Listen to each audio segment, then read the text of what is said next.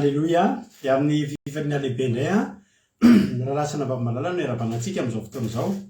Tonga indray nao ato amin'izao fandarantsika vavaka fiambenana izay rahanao amin'ny fandaran'andramoka izao ny akiradio ny mpikambana tanatin'ny vavaka fiambenana ary ny groupe izay mare izay miaraka aminao isan'andro miaraka amintsika isan'andro mantotosan'izao fandarana izao dia miarabantsika tsirairay avy tonga soa arabaina faly izay mahita anareo eto tafavoreto indray tsika samy velonaina ifampahery ifanohana amin'ny alalan'ny tenin'Andriamanitra sy ny vavaka eto indray tsika amin'ity androany ity. Raha androany vao tonga miaraka aminay dia tonga soa be mihitsy ianao efa nahita anankiray androany voaniditra teo zao hitako tany ambanimbany tany ny anarany Simy Mandringa mba izy teo dia tonga soa ianao dia miaraka amin'izay rehetra mety mbola voandroany izy vao tonga eto. Tsara izy lahatra fa tsy kiselasela natokavana teto fa misy raha ilan'ny tompo anareo ka dia maharetatra hatramin'ny farany adiny ilay sasany hoe raha antsika dia matoka fa raha anatin'ny hira anatin'ny vavaka anatin'ny toriteny sy famelabelarana ny toriteny hatramin'ny firenena hoe tsika mavaka androany dia tena mino fa tsy takany idiranao teto ny voana eto fa ahery ianao raha miareta ray atony amin'ny fiadanam-po ampinamenan-tsaina hiatrika tontolo andro mahafinaritra raha pitso mino fa tia ny fandarana farapara mety hitakitanao angambany eto amin'ny Facebook eto raha mitovy lera aminay nareo dia anisan'ny faraparany vao mandeha ity vavaka fiambenana satria natao hiambenana antsika mihitsy hiambenana amin'ny fanahintsika hiambenana ny vatantsika koa amin'izao alina izao ka dia tonga soa faly izay mahita anareo dia tonga avandray raha pitso raha hitanareo fa mampahery eto androany. Niditra voalohany teto androany efa mpiaraka amintsika eto raha Latojo Mikaela tahiny Jesosy raha Latojo dia fiadanan'ny tompo aminao tena hoe izay rehetra azon'Andriamanitra atao dia ho ataony aminao izay mendrika anao mihitsy mihoatra noho izany ataon'Andriamanitra raha Latojo dia tahiny Jesosy ianao miampy amin'ny fijona vavolombelona izay nahafinaritra androany dia efa izy ireny vokatry ny tsodrano vokatry ny fiarahana amin'Andriamanitra dia tonga avy amin'ny ambony indrindra mahereza raha Latojo. Raha Latojo niditra voalohany nanaraka azy raha nabavy Eliana nabavy zany Marizô Labritina Bertsava Erika Raka tonga Sodô Sandola Ferina Rakoto Yama Verselina nabavy Lina artisanay de Madagasikara Labritina Bertsava Mapionina Niana Mahenso Preta Marie Rodine Marie Rantanina Marie Charline ao ihany koa i Kadaka Malala Verselina Andoandry Simy Mandry io le izy teo io le anarana hitako teo tonga soa ianao fa izay mahita anao Kadaka Malala Andrina Suzelle dia tahiny Jesosy Koda Leoni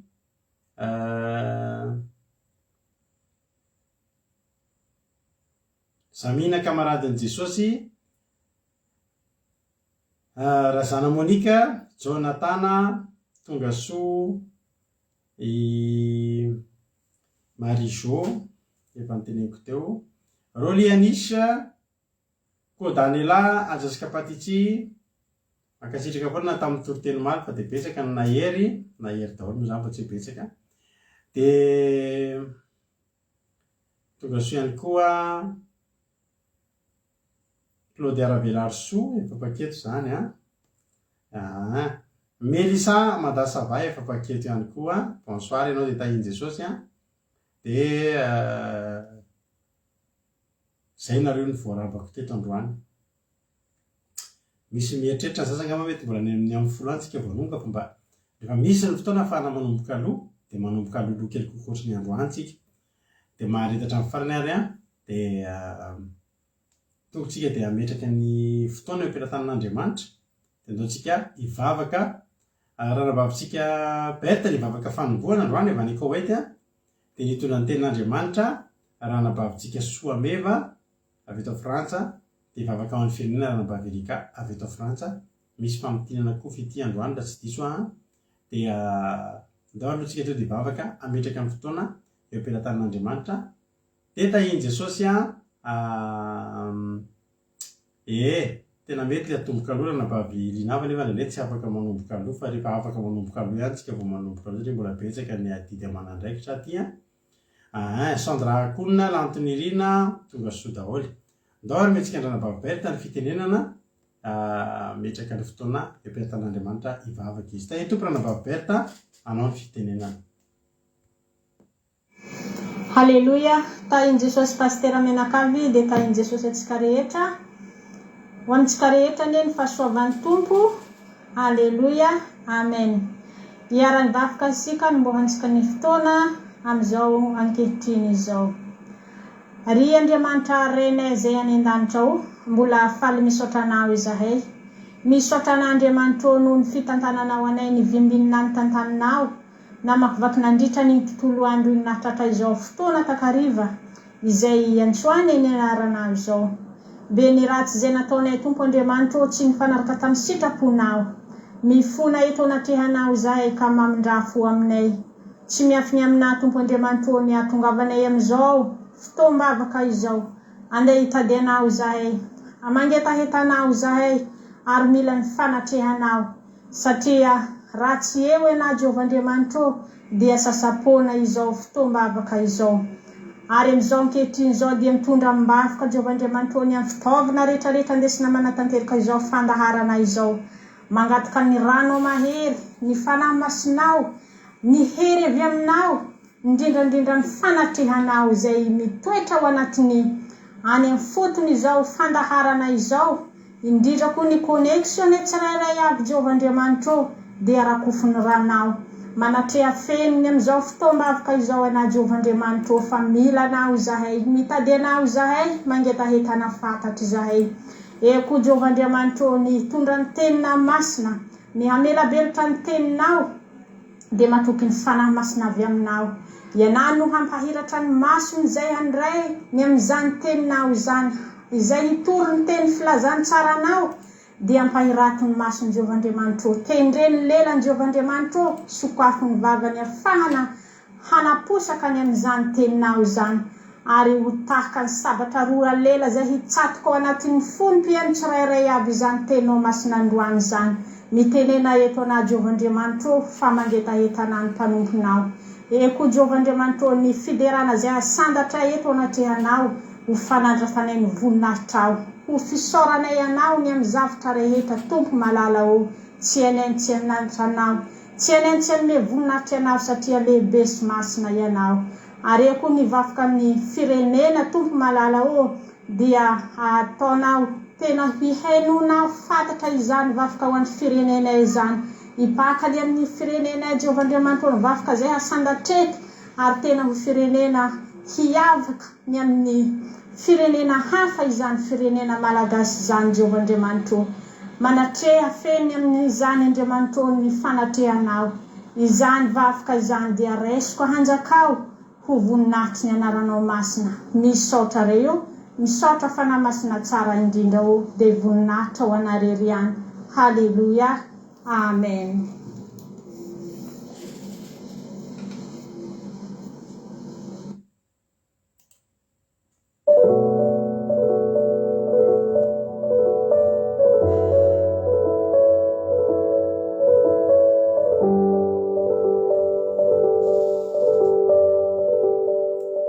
Que la paix de Dieu soit avec vous, frères et sœurs. C'est avec grand plaisir que je vous fais aujourd'hui le résumé en français du sermon du mercredi 27 avril 2022 qui nous a été partagé par notre sœur Adaska Patichi. Le verset que nous allons lire se trouve dans Psaume 112, versets 1 à 3. Psaume 112, versets 1 à 3. Ça concerne le comportement de quelqu'un qui est juste, le comportement d'un homme droit. Nous ne sommes pas là pour dire que oui, c'est l'émission Ajamka Isao qui est juste, qui est droit. Non, on n'est pas ici pour dire ça parce que Jésus il a dit, il n'y a point de juste, pas même un seul. Donc nous ne sommes pas justes, mais nous avons été justifiés. Alléluia. Dans Luc chapitre 18, versets 9 à 14, Jésus il avait fait une parabole sur un pharisien et un publicain. Donc, il y avait un pharisien et un publicain qui étaient allés tous les deux dans le temple. Et donc, le pharisien, quand il a prié, il a dit « Oh Dieu, je te rends grâce parce que je suis pas comme le reste des hommes qui sont des ravisseurs, qui sont injustes, qui sont adultères, ou même comme ce publicain. » Donc, le pharisien, il s'était vanté à ce moment-là. Il se vantait, il se disait que lui, c'était le juste. Mais le publicain, lui, on va voir ce qu'il a fait. On va lire Luc chapitre 18, verset 13, au nom de Jésus. Le publicain, se tenant à distance, n'osait même pas lever les yeux au ciel, mais il se frappait la poitrine en disant « Ô Dieu, sois apaisé envers moi, qui suis un pécheur. Amen. » Donc, le pharisien, lui, il était en train de dire « Oh, merci Dieu, parce que je ne suis pas comme ce publicain-là qui est mauvais. » Mais le publicain, lui, qu'est-ce qu'il pouvait bien dire? Le publicain, qu'est-ce qu'il a fait? Il a juste reconnu ses fautes, il a reconnu ses péchés devant Dieu. Et au verset 14, on lit au nom de Jésus, « Je vous le dis, celui-ci descendit dans sa maison justifié plutôt que l'autre. Car quiconque s'élève sera abaissé, et celui qui s'abaisse sera élevé. » Alléluia. Amen. Donc, là, le publicain, il s'est abaissé en reconnaissant ses péchés, et donc, grâce à ce qu'il a fait, Dieu il l'a élevé. Un publicain, normalement, ce n'est pas quelqu'un de juste, mais grâce à sa prière, il a été justifié. Nous, on est pareil. Alléluia. Donc, on va revenir au psaume 112, verset 1 à 3. On va lire psaume 112, verset 1 à 3, au nom de Jésus. Louez l'Éternel. Heureux l'homme qui craint l'Éternel, qui trouve un grand plaisir à ses commandements. Sa postérité sera puissante sur la terre. La génération des hommes droits sera bénie. Il a dans sa maison bien-être et richesse, et sa justice subsiste à jamais. Amen. Alléluia. Donc ce verset nous donne beaucoup d'espoir. Il nous dit « Heureux l'homme qui craint l'Éternel ». Donc ça veut dire que le secret du bonheur, c'est la crainte de Dieu et le respect de ses lois. Pour nous, le respect des lois de Dieu, ça doit être comme de la nourriture pour nous. Jésus, il a dit, ma nourriture est de faire la volonté de celui qui m'a envoyé. Et Jésus, quand il a été sur terre, il a été heureux parce que il a respecté les lois de Dieu. Alléluia. Puis au verset 3, on lit au nom de Jésus, il a dans sa maison bien-être et richesse. Alléluia. Donc, si on respecte aussi les commandements de Dieu, on aura bien-être et richesse dans nos maisons. Alléluia. On va lire ensuite Deutéronome chapitre 30, versets 19 à 20. Deutéronome chapitre 30, versets 19 à 20, au nom de Jésus. J'en prends aujourd'hui à témoin contre vous le ciel et la terre. J'ai mis devant toi la vie et la mort, la bénédiction et la malédiction. Choisis la vie, afin que tu vives, toi et ta postérité, pour aimer l'Éternel ton Dieu, pour obéir à sa voix et pour t'attacher à lui. Amen. Donc ici, on te demande de choisir entre la vie et la mort, entre la bénédiction et la malédiction. Mais fais le bon choix. Choisis la bénédiction, choisis d'être heureux, choisis d'être en paix, choisis la vie. Donc fais le bon choix. Si tu veux la vie, si tu décides de choisir la vie, il faut pour ça que tu respectes les lois de Dieu. En plus, si tu respectes les lois de Dieu, ta génération sera bénie. Dans Psaume 112 de tout à l'heure, on lit que la génération des hommes droits sera bénie. Donc, même ta famille sera bénie si tu respectes les lois de Dieu. Alléluia. Puis dans Psaume 128, versets 1 à 3, on lit au nom de Jésus. Cantique des degrés. Heureux tout homme qui craint l'Éternel, qui marche dans ses voies. Tu jouis alors du travail de tes mains. Tu es heureux, tu prospères. Ta femme est comme une vigne féconde dans l'intérieur de ta maison. Tes fils sont comme des plants d'olivier autour de ta table. Amen. Alléluia. Donc ici, on répète encore. Heureux tout homme qui craint l'Éternel, qui marche dans ses voies. Alléluia. Donc, on voit encore une fois ici que la clé du bonheur, c'est l'obéissance et la crainte de Dieu. L'obéissance aux lois de Dieu. Toute la Bible, en fait, c'est une loi. Toute la Bible, c'est les commandements de Dieu, depuis la Genèse jusqu'à l'Apocalypse. Donc, si tu veux le bonheur, observe-les, observe ces commandements-là. Puis, dans Psaume 128, verset 2, on dit que tu jouis alors du travail de tes mains. Donc, ça veut dire que tu travailles bien à ton travail, tu es en sueur, mais tu reçois ton salaire et tu es content de ton salaire. Et ton argent, tu l'utilises comme tu veux. Tu peux décider d'envoyer de l'argent à ta famille, tu peux décider de t'acheter de nouvelles chaussures par exemple, etc. Parce que il y a des gens, ils travaillent dur eux aussi, ils sont en sueur eux aussi. Mais tout leur argent par exemple, ils utilisent tout leur argent pour aller consulter le médecin. Ils utilisent tout leur argent pour l'hôpital, etc. Il y a vraiment des gens qui sont maudits. Les Malgaches, eux, ils sont maudits à Madagascar. Parce que leurs richesses, toutes les richesses qu'ils possèdent à Madagascar, ils ne peuvent même pas en profiter. Par exemple, la vanille, le saphir, les beaux paysages. Très peu de Malgaches peuvent profiter de ces richesses-là, de ces richesses à Madagascar. C'est surtout les étrangers qui profitent de ces richesses. Donc, les Malgaches, ils ne jouissent pas du travail de leurs mains, ils ne jouissent pas de leurs richesses. Donc c'est pour ça que les Malgaches, ils devraient se repentir, parce qu'ils sont vraiment dans des malédictions.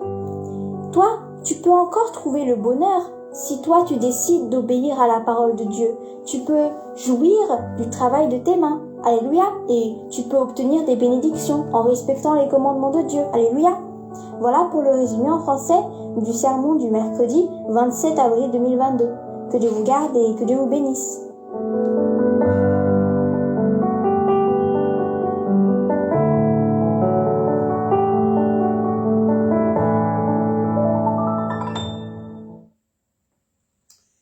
Alléluia.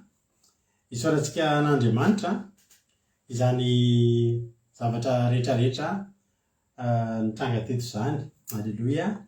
Isaorantsika an'Andriamanitra ny vavaka izay nentin'ny ranavavitsika Berta teo mamy ary tena tena voafintanao tao daholo ny zavatra rehetra tokony nentina am-bavaka. Ranavavy Berta dia misaotra indrindra fa tena matsiro ary mamy ny vavaka izay nentinao dia Andriamanitra manankiram-pahasoavana maly fitianao ranavavy Berta. Dia tahiny Jesosy tombositra dia mitombo fahasoavana dia any amin'ny toerana izay alehanao no tahin'Andriamanitra ny ianao sy ny ankonanao. Dia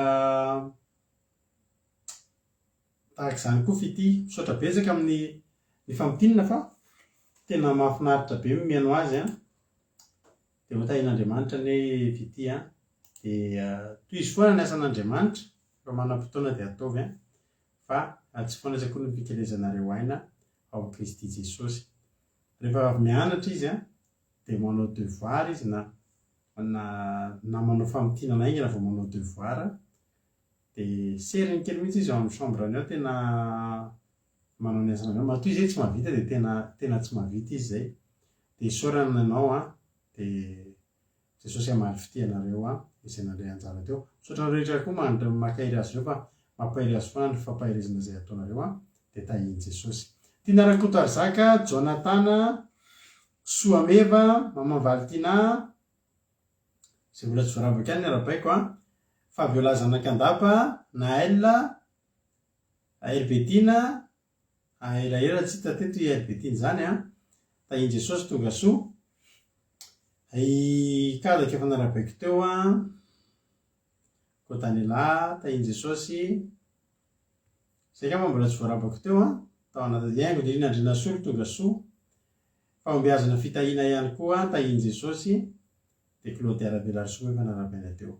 Tahin'i Jesosy tsika rehetra ndao ary enoiritsika ao aoriana tirity to ditra atrany amin'ny tenin'Andriamanitra tsika etin-dranavavitsika Selina meno finaritra ary isika rehetra aza manà ianao nory malala seheno aza manà fa ny tompo momba anao, ny tompo tianao amboarantsika dia aza manà aza malahelo dahoary.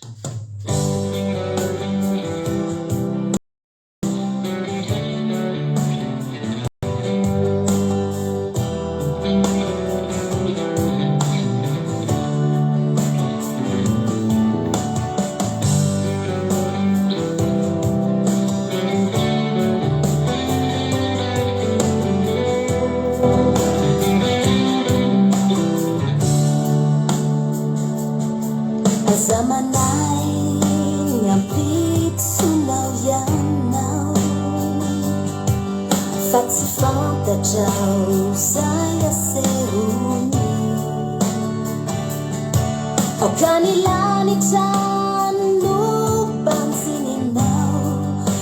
Isy tompo mijery anao, mandrero fitarainanao. Aza manay miamino avinao iaminao, mbola maro reo aditsy miandranao.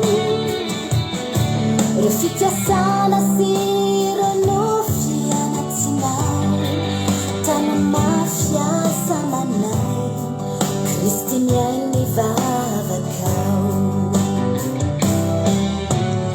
Aza malahelo anao, Ay tompony mombanao.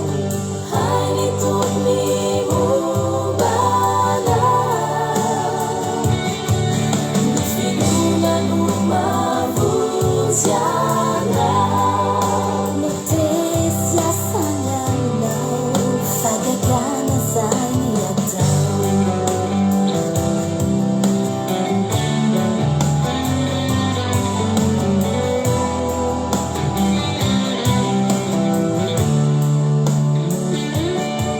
Aza manay miampitsonao ianao, fa tsy fantatrao zay asehony. Aokany lanitra no banjininao, izy tompo mijery anao, mandrero fitarainanao. Oh, aza manay miamino avinao ianao, mbola maro reo aditsy miandranao. Reo fikasana sy reo nofy anatsinao, tany mafiasa manay, Kristy miai ny vavakao. Aza malahelo anao,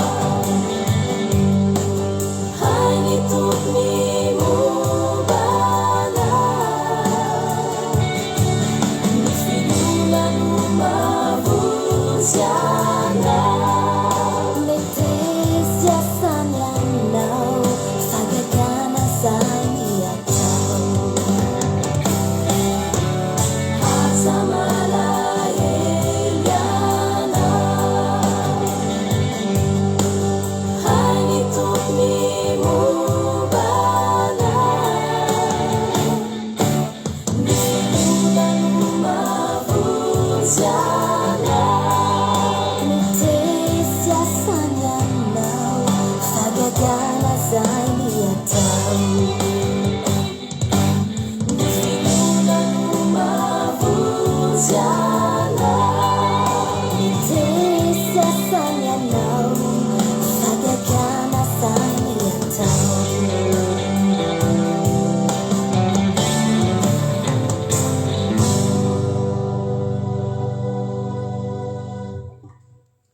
Toy angamba dia efa ivoavaly amin'ny soratra farany iny ny fantarindrana-bavy Fabiola. Aza mana Sylviane miran'izay irzay a, tsara be iny iriny, alleloia. Dia misaotra anareo koa nakafy, dia aza mana ianao fa hain'ny tompony momba anao e, alleloia. Dia courage a, manana finoana, tsy arian'Andriamanitra zany ianao, mety mandalo ady angamba ianao amin'izao fotoana izao. Fa za tetenanao hoe tsisy olona niaraka tamin'Andriamanitra ka tsy nandalo ady, fa tsy nisy olona niaraka tamin'Andriamanitra koa ka navela ny matiny ny ady, naresiny ny ady a. Dia tahiny tompo isika rehetrarehetra. Filazana kely a,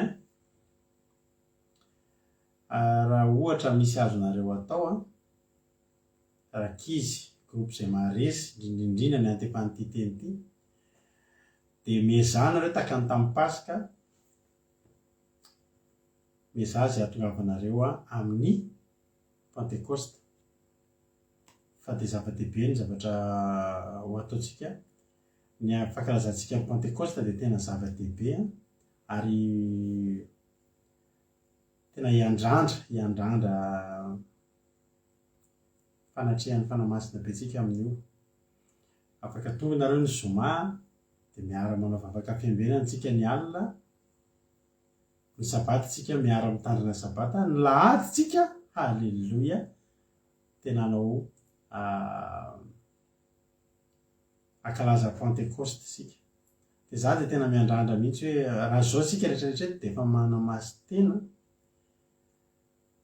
tandrina tsara amin'ny fitondratena mirehatra tsara mivavaka sy fifandraisana amin'Andriamanitra de tena mba miandrandra sika ho takany tao amin'ny efitra ambony tamin'ny andro ny mpianatra zany fanatrehan'ny fanamasina zany hoe miozongozona ny fanorenan'ny trano rehefa namalala amin'ny fadimy volana jona amin'ny 5 juin tsika no manateraka ny pentecoste de amboary sady ny programme alleloia filazana moa iny atoditra amin'ny tenin'Andriamanitra tsika entin'ny anabavitsika soa meva hitondratsika ao anaty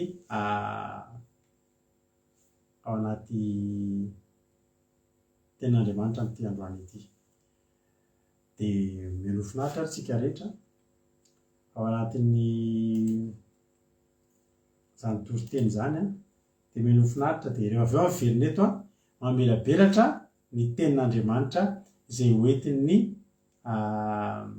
ny pentecoste tsika amin'ity tenen'ny mampineo mbola eo mpandiniana tsara moa zay vady fa raha ny tokony ho izy de tsisy live ny pentecoste tsika fa sur zoom ny pentecoste tsika amin'ity ianareo zay manarika aty moa de efa eto miara manatrika aminay eto ianareo zay any ivelany de mety ao anaty zoom no anatyterahantsika ny pentecoste fa tsy live takany tamin'ny pasika de raha tsy afaka akatizana ianao de mimana sady ampidira zoom amin'ny telefonina anao nafiditsika nafiry eo de ataotsika zay atonga atsika tafiditra daholo ao anaty zoom alleloia mazaka zato ny zoom atsika hatramin'ny olona zato zany nefa nareo reto moa mijery enimpolo eo de nareo mpijery live reo zany te hanarika pentecoste miaraka aminay dia mampiditra zoom misy antony manokana ny mahatonga ny pentecoste tsika tsy ho ataotsika live tsika moa zany de zay tolotsaina meny fanamasina tsika de zay no ataotsika alleloia de misy antony manokana de ataotsika sur zoom ny pentecoste tsika ty fa tsy live fa ny sabata tsika kosa de ohatrany mahazatra ihany live zay ary tainy Jesosy toditra amin'ny tenin'Andriamanitra tsika miaraka amin'Ranabavy soa meva de mianofinaritra de rehefa avy eo verina eto mamelabelatra ny tenin'Andriamanitra mianofinaritra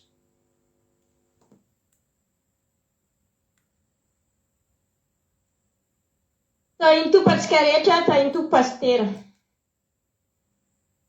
ny toriteny zay mitsika eto androany moa ry avy malala de hotantsika ao amin'ny exodosy toko fa 5:9 exodosy 15:26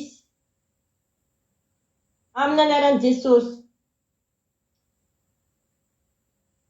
ka hoy izy raha mazoto mihaino ny feon'i Jehovah Andriamanitra ianao ka anao izay mahitsy eo imasony sy mihaino ny lalany ary mitandrina ny didiny rehetra dia tsy ataoko aminao ireny aretina rehetra ireny izay nataoko tamin'ny Egyptianina fa izao ny Jehova izay manasitrana anao.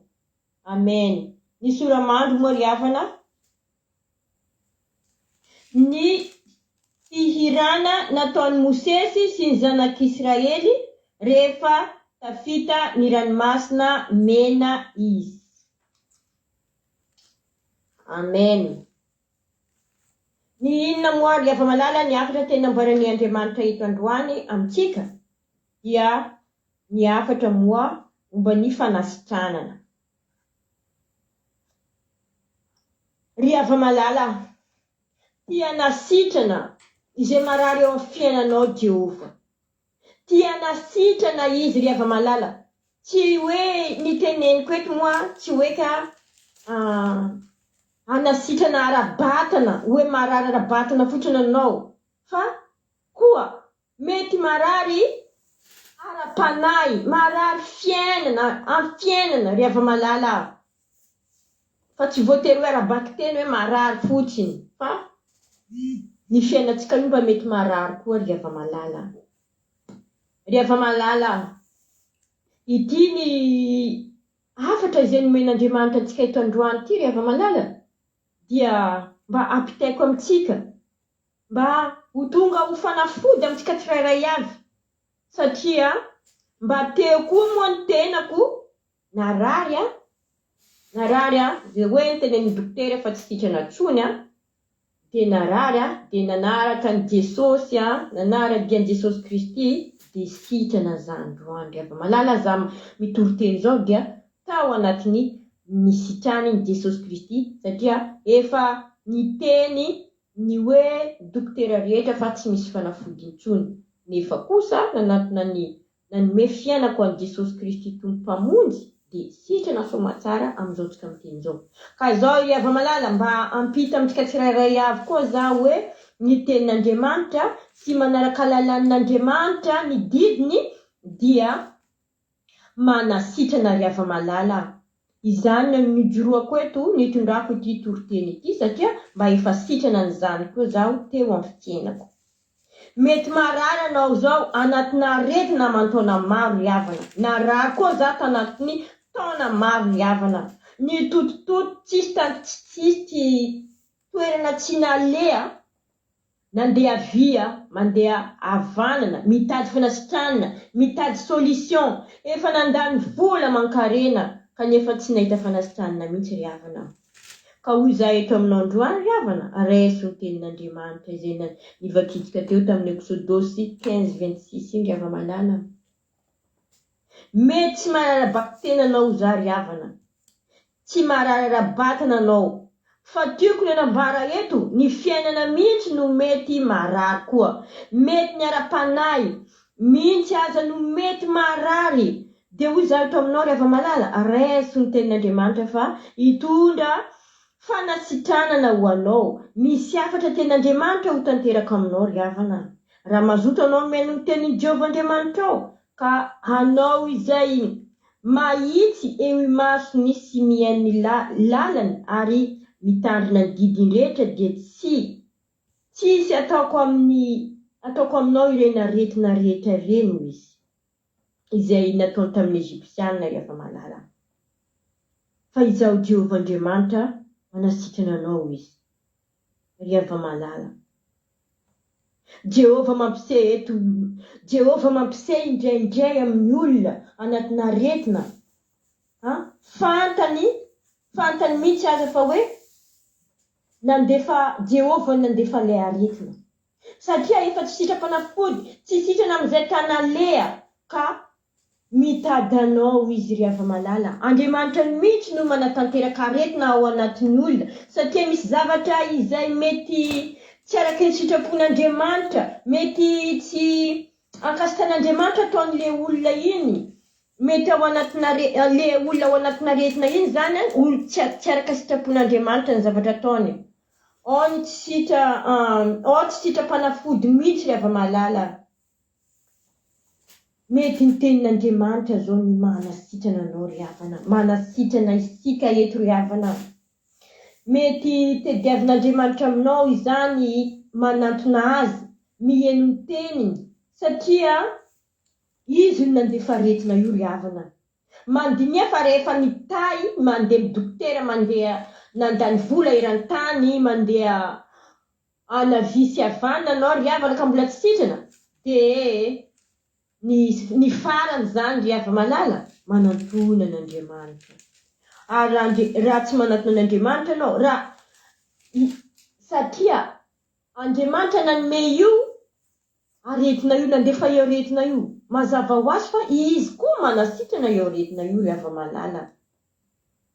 Andriamanitra izay mpanasitrana, tsy misy izay tsy afany ry hava-malala.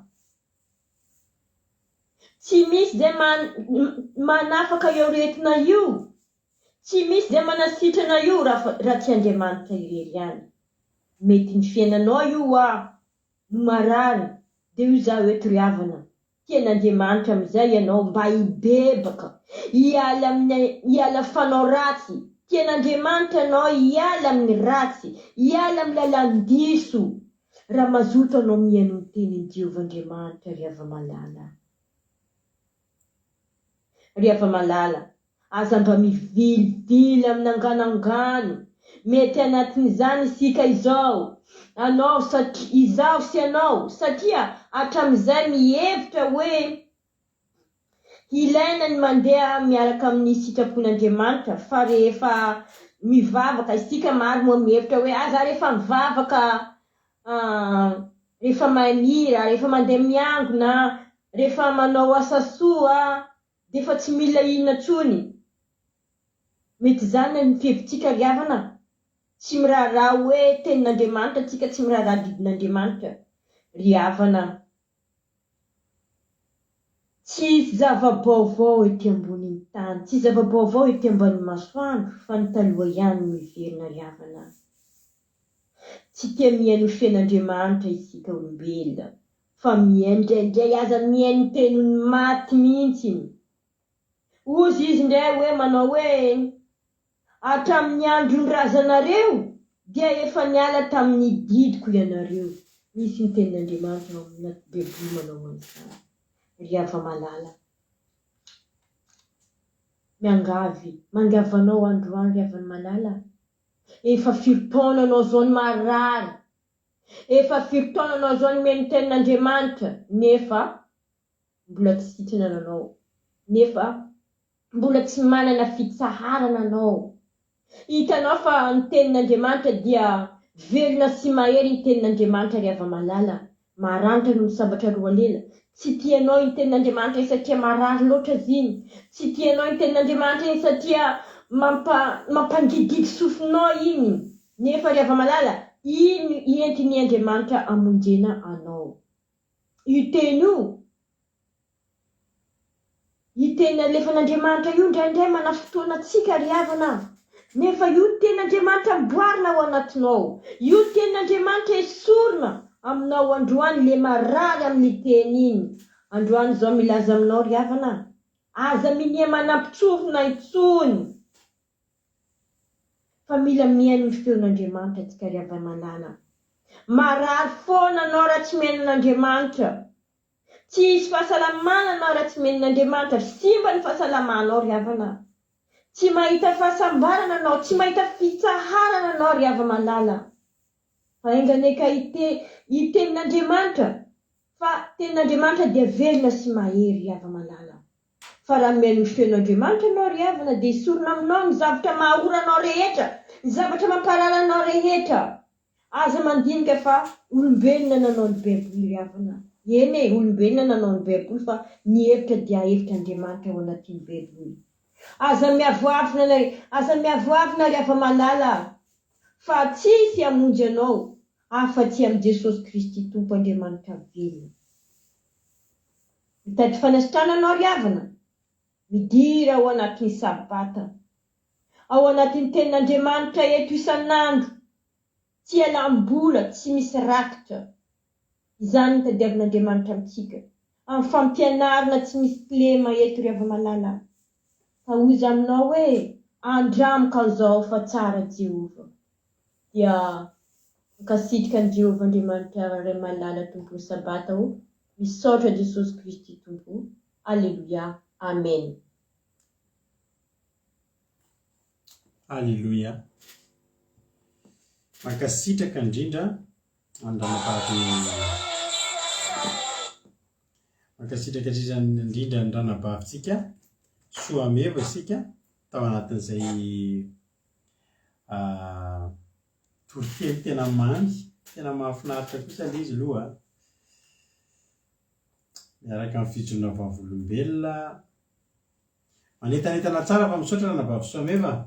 Dia tahian Jesosy ianao dia Andriamanitra manankirepasoavina anie hamaly fitianao amin'izany asa ngezabe izay nataonao teto izany. Dia mahery tokoa aloha nainareo ianao fahinonareo azy.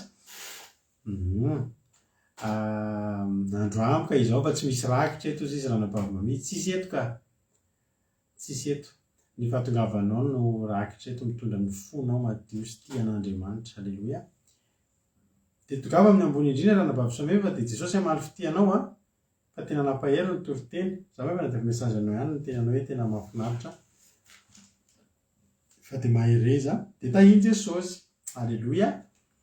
de misaotra antsika ihany koa mankasitraka azy satria ny fankasitrahana zay ataonareo de mampahery andreo mpitoroteny eto amintsika ireo foana de mankasitraka fanareo koa de anisan'ny mampahery azy ireo mba handroso de noho ny teninareo de mbola vonona indray izy afaka ray volana satria anoany amin'ny ray volana andreo fa tonga ny torony ary tsy ho ela koa tsika de anona mpitoroteny hafa vaovao miditra koa de mitomby ihany moa zany ny olombonjena hitomby ihany ny olona mirotsaka anatin'ny asan'Andriamanitra ka de mankasitraka ianabavy itody mbola tsy narabaiko teo ranabavy mamikoatra mbola tsy narabaiko de izy koa mbola tsy narabaiko teo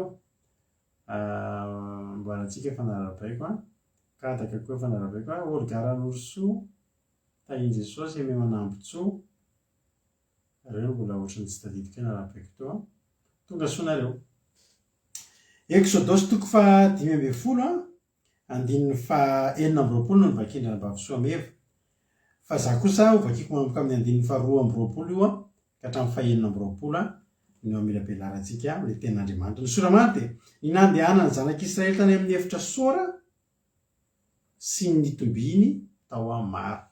Sora zany eto tsy tare akory hoe soranao fa anara-tanàna izy io. Vakiko amin'ny anaran'i Jesosy. Ary Mosesy nitondra ny Israely nifindra avy teo amin'ny ranomasina mena, avy teo amin'le fitahiana be le valim-bavaka be zany le lalana misokatra de niala avy teo de nandroso any amin'ny efitra sora ary nandeha telo tany efitra ka tsy nahita rano de tonga tao amara izy fa tsy nahasotro ny rano tao amara satria nangidy zany ka zany nanaovan'ny anarany hoe mara de nymonomonina tamin'ny Mosesy ny olona ka hoe inona no sotronay 20 ary de nitaraina tamin'i Jehovah izy ka de nanehoan'i Jehovah hazo anankiray ary efa natsipiny tao anatin'ny rano zany de tonga mamy ny rano taony nanomezan'i Jehovah lalàna sy fitsipika ho azy ary taony nizahany toetra azy ka hoy izy raha zotian'ny feon'i Jehovah Andriamanitra ao ianao ka hanao zay mahitsy sy masona sy hen'ny lalàny ary hitandrina ny didin-dretra de tsisy ataoko aminao reny aretina rehetra ireny izay nataoko tamin'ny Egyptianina fa izahany Jehovah izay mahasitrana aminao. Alleluia. Mibaiko tokoa Andriamanitra ny aretina hoy ny tenin'Andriamanitra hoe de tsy hisy ataoko aminao reny aretina rehetra reny izay nataoko tamin'ny Egyptianina. Ny tena marina ny devoly no mitondra reny fampahoriana rehetra saingy zao miera amin'Andriamanitra aloha izy raha azony atao zany na tsy azony. Na tonga ny Joba tratran'ny aretina sy tratran'ireny fampitehana rehetra de satria Andriamanitra nanome alalana ny devoly ataovy ary izahany toetra azy zay le izy. Hoy le tenin'Andriamanitra amin'ny tapany faharoa amin'ilay 5:20 teo taony nanomezan'i Jehovah lalàna sy fitsipika ho azy ary taony nizahany toetra azy taiza tao amin'ny efitra soara.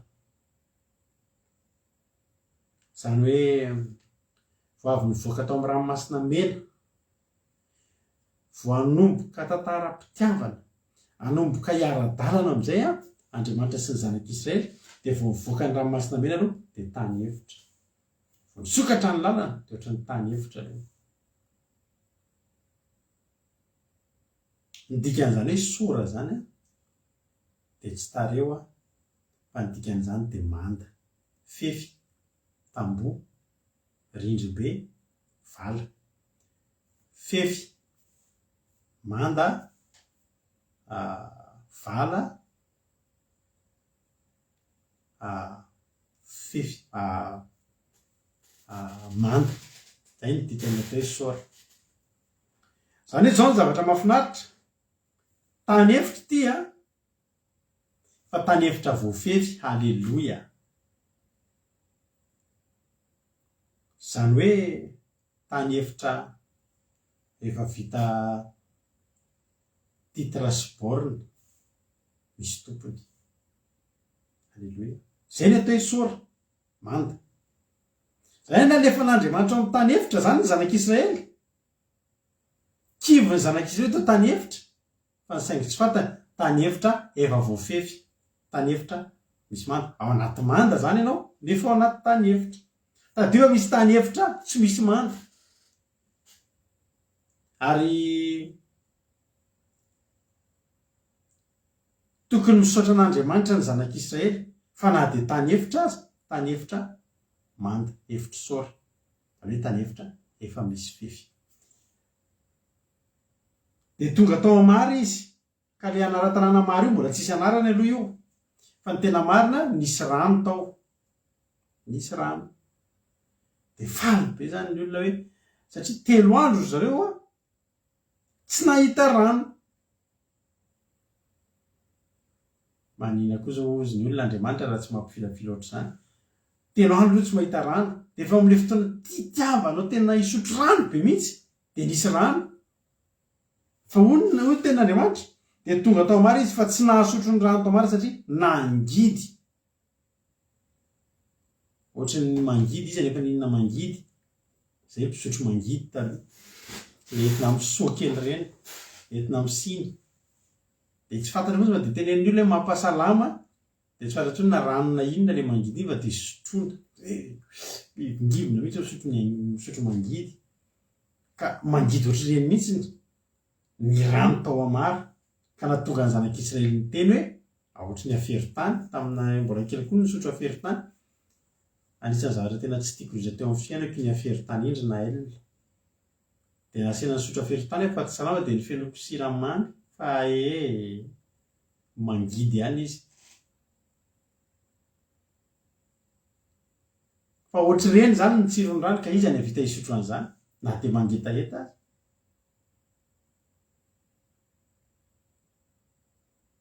Sakatry ny saina ny fitantanan'Andriamanitra. Tsy takatry ny saina. Izany zavatra hitantanan'Andriamanitra ny fiainantsika izany. Hoe 3 andro nandeha tao an'efitra. Fa ny zava-mahafinaritra ho dia izao. Zava-mahafinaritra. Misy inona kely miaraka amin'ny rirona bavy Erika. Ny tany efitra rehetra tsy voatery misy rano. Raha nanam-potoana dia nampisehoko sary-tany nareo misy an'io efitra ny sora io. Fa toerana ngeza be midadasika, tsisy rano fa tany efitra. Tsara fantatrao zany. Tsara fantatrao zany. Fa misy karazana tany efitra tena tsisy ninninina dia maty izay makany. Fa misy karazana tany efitra eo amin'izay voafefy, eo amin'izay misy manda, eo amin'ilay tany efitra misy manda, dia misy rano ao. Halleluia. Izao ny zavatra efim-panahy izany. Ny zanak'Israely rehefa niala avy tany Egypta, dia niampita ny ranomasina mena, dia nikanalizen'Andriamanitra, tsy navelan'Andriamanitra ho tafasaraka taminy, tsy navelan'Andriamanitra hoe bolila, bolala, varalila, manimo zany hoe tsisy mpifehy tahaka ny soavaly tapako fe. Fa avy eo amin'ny ranomasina mena dia nentin'Andriamanitra tao an'efitra. Fa nahatongavany teo amin'ilay efitra ny Noely, fa tonga dia efa nosian'Andriamanitra manda. Ary tsy fantatry ny zanak'Israely mihitsy fa mandeha 3 andro. Ary matetika isika manao fivadikanana 3 andro. Isika tia koa ny zavatra filazana. Alohan'ny Pentecoste isika tsy maintsy hanao fivadikanana 3 andro. Halleluia. Fa hotenenina antsika etrany ny fotoana. Fa hanao fivadikanana 3 andro isika mialohan'ny Pentecoste. Halleluia. Zay ny antsika ny fiomanantsika. Halleluia. Dia mahavariny 3 andro io 3 andro ny nijaliany Jesosy. 3 andro ny nahafatesany Jesosy. Zay vao nitsangana. 3 andro na dia tongotra tany amin'ny efitra sora. Ny zanak'Israely ohatra hoe nijalijaly nandritran'ny 3 andro. Mahatonga antsika manao fivadikanana koa. Matetika isika manao fivadikanana 3 andro, eo amin'ny 3 andro io.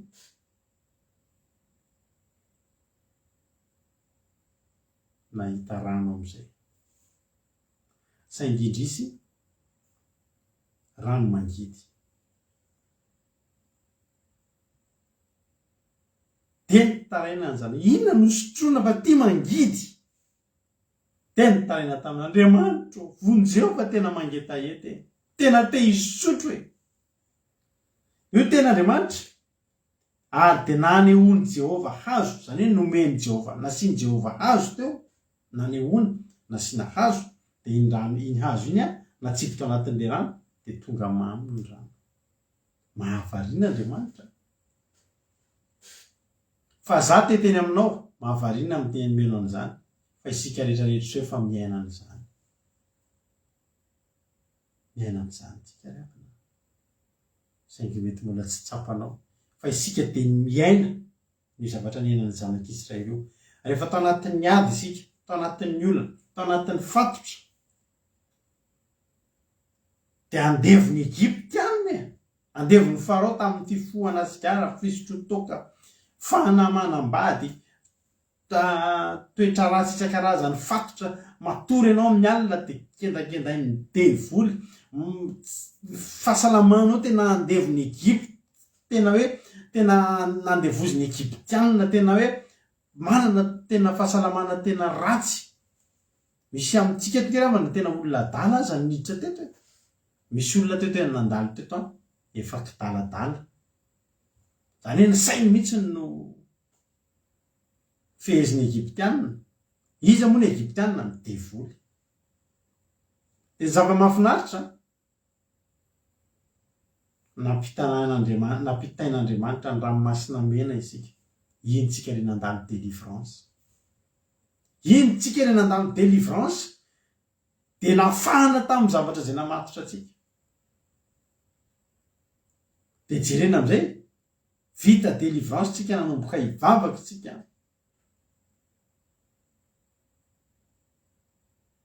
de inona ny zavatra nitranga tonga de nandalo tany hevitra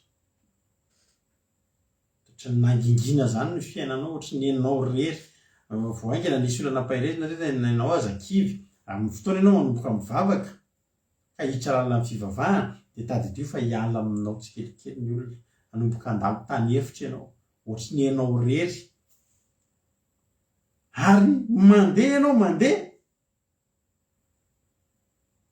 fa efa tafiditra anatin'ny efitra sora nao n'io efitra io manda io tany efitra sora ilay hoe sora égale manda de zao ianao tafiditra anaty manda io efa tafiditra anatin'ny sitrapon'Andriamanitra io manda io de le nitenen'i Jesosy hoe misy ondry ao anaty vala tsy ondry mandeha mikarenjeny fa ao anaty vala io vala io io fefy io manda io de tsy inona kory fa didin'Andriamanitra alleluia nareo rehefa maheno an'ity fandarantsika ity de aza leo nareo hoe didin'Andriamanitra zany foana ary nresahana eto ka zao ry havana izy ary niresaka n'izany eto ka anao maheno an'izany tsony any ananinaniny tsy efa miliara sy inona avy efa tsy misy an'izany tsony de rehefa mba eto zany sisa mitorina an'izany tsy maintsy hoeninao eto foana zany voamalitsika nitorina momba an'izany zany ny mahasambatra zany ny fiainanao amin'ny fanaovana an'izay tian'Andriamanitra alleluia fitiavana an'Andriamanitra de tafiditra hoy Paoly any amin'ny Korintianina faharoa toko efatra andininy mpabalo any voageja manodidina zay nefa tsy tery very hevitra fa tsy mamoy fo ndao vakitsika vetivety zay Korintianina faharoa alleluia Korintianina faharoa mba mareo amin'ny baibolinao zany Korintianina faharoa toko faefatra andininy mpabalo hoy Paoly hoe voageja manodidina izay nefa tsy tery very hevitra nefa tsy mamoy fo enjehana nefa tsy nafoy potraky nefa tsy maty alleluia zany hoe mandeha ny an-tany hevitra nefa tsy matin'ny anoanana mandeha ny an-tany hevitra nefa tsy matin'ny etaeta voageja manodidina nefa tsy tery ny didin'Andriamanitra mangeja antsika manodidina alleluia tsy afahantsika mivoaka tsy afahantsika tsony hoe misaotra amboarantsika. Alleloia, misaotranao. Ary zay koa de tena tsitsitsitsy mihitsy zay vady ny amin'ny fitaizanantsika ao anatin'ny fanaovana ny sitrapon'Andriamanitra fa tsika ho any an-danitra zay tady dio zay. Alleloia. Ny didin'Andriamanitra de mifehy atsika tsy voaka, tsy very eny am'izao tontolo zao, tsy hanao ny fanaon'ny olona, misotro toaka ny olona, sika misy fefy, sika tsy misotro toaka. Mandeha andevozon'ny vola ny olona, manao ny vola ho zavatra lehibe indrindra eo amin'ny fiainany mialohan'Andriamanitra, sika tsy manao an'izay. Mijangajanga ny olona, sika tsy afaka manao an'izay, misy didin'Andriamanitra, misy fefy eo. Fa nefa n'ireo zavatra rehetra zao, hoy Paoly, voageja mandidina fa tsy tery. Tsy haiko aloha nareo, fa zay tsy mahatsapa mihitsy hoe tery. Raha ny tena raza manao an'izao de tsy manao an'izy, tsy mieritreritra mihitsy zay hoe tery. Ny tena marina, ny didin'Andriamanitra, nataon'Andriamanitra andaminana ny fiainantsika. Mbola mety tsy sapanao zany androany, fa ho hitanao ngefa ny didin'Andriamanitra rehetra aseny atao, tombotsoantsika mandamina ny fiainantsika daholo. Raha tena Andriamanitra aza mijangajanga, aza mijangajanga tsony ianao, fa hitanao nge zany iadana zany tokantrano zany, ny vady aman-janakao iadana, ianao iana anatina tokantrano mahafinaritra, feno fifankatiavana, feno fifanajana, madio. Alleloia. Tsy mampiakatra tension maneno ny telefona de fa izay patronko, zany patron daholo zay miantso. Aza marina fa patronko zay. Maneno ny SMS fa kodina telefona me fa atao an'le sarotra indrindra tena. Miakatra mihitsy ny tension, manafinafina ny fa reny mandamina fiainana ny tsy fanaovana ny fitandremana didin'Andriamanitra. Eo misy ten'Andriamanitra miteny hoe aza hoanina reto zavatra reto fa reto maloto. Hoan'ny olona miaraka amin'ny voasary makirana, ny crustacés rehetrarehetra ireny, mampangidihidy, fa manina mampangidihidy. Ka Andriamanitra efa niteny aza hoanina. Visy zavatra mbola azonao hoanina, mampilangilangira anay zao, hen'omby, hen'ondry, trondro, inona avy. Alleluia. Akoho. Ka tsika zay manokana, tsy tery zay. Na te voageja manodidina, aloha arina avia kavanana, misy fefy. Miteny aza makaria, tsy mety. Aza makaria, tsy mety. Ny zava-mahafinaritra amin'le Exodus sy ny vakitsika teo dia zao. Reto zanak'Israely reto tonga ao anatina toerana anankiray, tany efitra zany efitra lavitry ny tabataba zany. Tontolo hafa mihitsy. Ary zao no nafinaritra an'ireto zanak'Israely reto, nataon'Andriamanitra tonga tany amin'ny tany efitra, mba ahafahan'Andriamanitra mijery maso azy ireo, tsy mifangaroaro izy ihany le ry, mbola ery amin'ny zao tontolo zao. Eo amin'ny tany efitra, ana reto izy Jehovah. Zanako reto asan'ny tanako, aoka ho adidiko, alleloia. De zao, tafiditra ao amin'ny efitra sora, amin'le efitra misy manda zany, fa nisy rano. De rano mangidy. Mety tena angamitsika Andriamanitra manitsy foifoy. Misy tany efitra hafa any, tsy misy rano mihitsy. Tia misy rano fa mangidy, misy azo atao amin'io. Ary misy azon'Andriamanitra atao io. De inona zavatra nataony? Nanehoan'Andriamanitra, nanehoan'i Jehovah hazo anankiray. Hazo anankiray fa tsy hazo anankibe dehibe, hazo anankiray. De rehefa natsipitra anaty rano, de tonga manony rano. Io rano io de fiainana. Loha ranonaina, fiainana. Io zany ny fiainantsika io. Zany hoe be dia be ny olona misotro rano mangidy, mangidy ny fiainanao. Be dia be ny olona mivingivina eto amin'ity zao tontolo zao ty miaina fiainana mangidy. Mety tsisy ny vola, mangidy ny fiainana. Mety misy ny vola fa tsisy fifankatiavana ao tokantrano, mangidy ny fiainana. mety miaina fa anaty aretina foana mangidy ny fiainana, mety tsisy vola mihitsy tena sahirana tsisy ohatr'izany mangidy ny fiainana. Misy fiainana iainana ihany eo fa mangidy. Fa zao ry havana marana, nanehoan'Andriamanitra hazo anankiray, tsy hazo anankitelo nisy hazo anankitelo nirentirenty teo tampona tendrombohitra anankiray atao hoe Golgota ikarandoha. Ny anankiray tamin'ireo avo be, avo noho ny anankiroa, dia io ny hazo anankiray. Halleluia. Nitondrany Jesosy natsipy teo amin'ny fiainanao ny hazo fijalian'i Kristy. Atsipy tao anatin'le rano, te lasa mamy.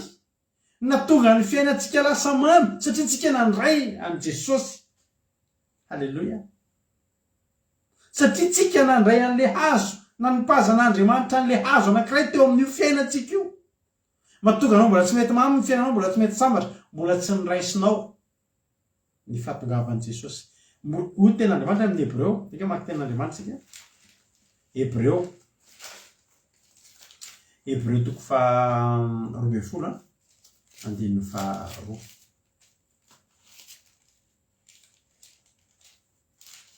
Hebreo 12 andininy faharoa. Hoy ten'Andriamanitra hoe tapany faharoa, mijery an' Jesosy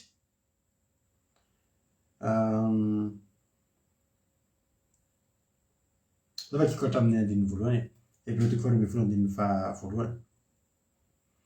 Ko amin'izany satria misy vavolombelona marobe toy izany manodidina antsika toy ny rahona, dia aoka isika koa hanaisotra izay rehetra mitambesatra amintsika mba amin'ny ota izay malaky mahazo antsika, ary aoka isika hiazakazaka amin'ny faharetana amin'izao fiazakazahana filokana napetraka teo anoloantsika izao, mijery an' Jesosy tompony finoantsika sy mpanefa, ary izay naharitra ny hazo fijaliana fa tsy nitandro enatra mba hahazoana fifaliana mipetraka eo anoloany, ka dia efa mipetraka eo ankavanana ny seza fiandrian'Andriamanitra izy. Naharitra Jesosy teo ambonin'ny hazo fijaliana io. Mba haninona? Hahatonga ny fiainantsika ho mamy. Tianao ve hivadika mamy amin'izay io rano sotroinao mangidy io? Iao. Ekeo le hazo fijaliana. Ekeo ny faharetany Jesosy teo ambony hazo fijaliana, niharitra ho anao Jesosy. Niharitra fijaliana teo Jesosy mba hanananao fiainana, mba hahatonga ny fiainanao mamy. Io rano io dia ny fiainantsika io. Ary avako malalako. Aorinan'ny ny tena mampisokatra ny fiainantsika ara-panahy dia aorinan'ny fahavitan'ny batisantsika. Halleluia. Ary zay manentana anareo foana hoe mirosonareo amin'ny batisa. Avy Jesosy izay misy atao batisa no vonjena, ary izay tsy mety kosa dia hoelohana dia tadidio fa ny tena nananao toko fa nanao ny tapakilidiranao ny lanitra dia ny fahavitanao ny batisa irery ihany. Tsika zao tsy ho ela natateraka batisa. Halleluia. Isolatsika n'Andriamanitra zany. Any amin'ny volana May any tsika natateraka batisa anankiray. Raha misy moa ny alohan'izay dia efa isolatsika n'Andriamanitra. Fa za mampanteny anao koa fa ny fiainanao io zao manompo an'Andriamanitra hoe efa tsara, efa anaty hevitry soa ianao zao, efa atanan'Andriamanitra ny momba anao, fa ohatra mbola tsy mamy tsara io rano io, fa ny tena tonga ny eo mamy. Halleluia. Dia ny fahavitan'ny batisanao. Eo ianao manomboka misitraka n'izany tombotsoa ny mahazanak'Andriamanitra. Zary rehefa nivavaka izay mivady nanomboka nivavaka ohatr'izao. Tena tsaroko, tena pejy anankiray mivadika mihitsy nanomboka tamin'iza vita batisa zany. Izay mivady vita batisa. Tena nisy fiainana tsy mbady. Tena reno mihitsy hoe nisy zavatra ny tsy mbadika. Na nivavaka vavakao. Tena hoe mivaly. Tena mahita mare mihitsy ianao hoe mivavaka ianao dia tsy rery ianao fa misy fanatrehana. Tena renao mihitsy hoe misokatra ny fiainanao. Halleluia. Amin'ny anaran'i Jesosy. Ny hazo fijaliana efa natsipin'Andriamanitra teo amin'ny fiainantsika. Efa natsipin'Andriamanitra teo amin'ny fiainantsika ny hazo fijalian'i Kristy teo amboniny teo Jesosy naharitra ho anao. Tokony efa hivadika mamy amin'izay ny fiainanao. io rano io misy vadika mamy am'izay tonga ny mbola tsy mandry mbola tsy andraisinao Jesosy mbola tsy nasianao vidiny ny faharetan'i Jesosy noho ny aminao teo ambonin'io azo fijaliana avy nantanteraka pasika zao tsika za mino betsaka taminareo ny Jerovaombena atao ninany pasika satria ninona satria nasianareo vidiny lay hazo tsy le hazo akory ny asiana vidiny fa le lehilahy niaritra teo ambonin'io hazo tsika tsy mitahiry lakroa zany any an-trano maninona mahatonga tsika tsy mitahiry lakroa indre mandeha nalatsaka atao anaty rano indry mba hamaminy rano fa tsy nikory noho ny vavahan'ny zanak'Israely ndrano efa mandry lakroa zany a iny namononan Jesosy ohatrany hoe ohatra zany hoe misy antsy anankiray namonona olona de iny antsy iny ve no vimbininao ety amin'ny collier-anao de iny antsy iny ve no ataonao mirantiranty anatin'ny tokantrano tsika tsy mitahiry lakroa zany fa iny fitaovana fotsiny ny akaran'i Jesosy mba hamonjena anao ity hazo ity halleluia de ny hazo fijalian'i Jesosy natsipo teo amin'ny fiainanao mangidy io de mba ho tsapanao am'izay ane zany fiainana mamy fa raiso Jesosy tena mitenena mihitsy anao rany hoe Jesosy asiako vidiny ny aretanao teo ambonin'ny hazo fijaliana de no ny tapany voalohany amin'ny toritentsika halleluia de tonga mamy ny rano ary zao ny fiasan'Andriamanitra rehefa tonga mamy ny rano a taony nanomezan'i Jehovah lalàna sy fitsipika ho azy ary taony izahany toetra azy tanao nomen'Andriamanitra aloha izay ilaina Andriamanitra ingery avana tena mahafinaritra zay a teninay nareo didin'Andriamanitra zany zay mbola tsy nitandrina zany mihitsy io tamin'ny voalohany ahoana ry avana ny ahafahany mitandrina didin'Andriamanitra fa zay ary mbola atao anatin'ny trosa mbola tsy nihitra tamin'io zany mbola zay ahafahany trosa fotsiny aloha tamin'izany zay tsy hoe vao nihitra mivavaka de hoe tonga de tandrina didin'Andriamanitra zay ary tamin'izany zay mivady ny teny oriny eny tena reto le olona mivavaka sabata tena tafiditra tsika fa zao a faletana zay mivady avy mivavaka voalohany vo afaka eo ny trosa tsika kosa hoe de vavaka sabata sy tsy inakoso zany reny eny koa izy mampionona no afaka eo ny trosa ary nenay de ela vo nanomboka nisy valomany 3 volana angarangidina satria naniny noho izy andro ay ndao ary Andriamanitra teto a tsy hoe tsy zao le tenin'Andriamanitra ary nitondra n'Israely fila teo amorona ranomasina mena izy de nandrosoany amin'ny efitra sora ary nandeha telo an-tany efitra izy ka tsy nahita rano de taony nanomezan'Andriamanitra lalàna sy fitsipika ho azy ary taony izany toetra azy tsy mbola tonga am'izany aloha mbola nomen'Andriamanitra aloha rano a mamy ravoravo ny zanak'izay nisotro an'io rano io misotro bonbon anglais alleluia na zay tsy nafoy dobla foty zany mihitsy zay talorana mpavimariso tsy nafoy an'izany mihitsy fa izao hoe nataon'Andriamanitra aloha nahita an'izay nahasoa azy sitrana aloha ry anam-pavisoa meva narary nge soa meviny nitra tety narary be ary sika narary mandrak'izay fa niditra tao amin'ny efitra sora latsaka le azo tao anatin'ny rano teo amin'ny fiainany soa meva vadika mamy dizuizuga izy marary zany tso loksa zany za tena abonehana loksa raha mbola ao Antananarivo ao tadiko daholo ny restaurant na hôtely telikely mahay mahandro tovakisoa satria zany ny laoka tiako indrindra taloha tovany taloha fa zao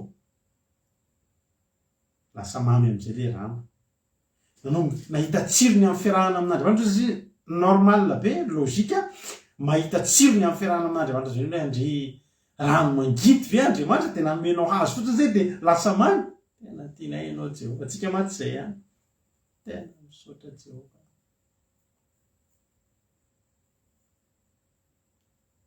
teo amin'izay nanomezan'Andriamanitra niny lalàna sy ny fitsipika ho azy de teo koa ny zan'Andriamanitra hoe manahoana zao zany rehefa nomena rano efa mamy am'izay manahoana izy rehefa zao ny tenen'Andriamanitra raha azoto iainony feon'ny Jehovandriamanitra reo ianareo raha azoto. Mila mazoto tsika ry havana.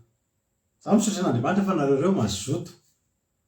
Any Koweït zao efa rakala le varotra sofokososy voanjobosy sofokososy soflery ranabavy Erika rakala iny tovanopy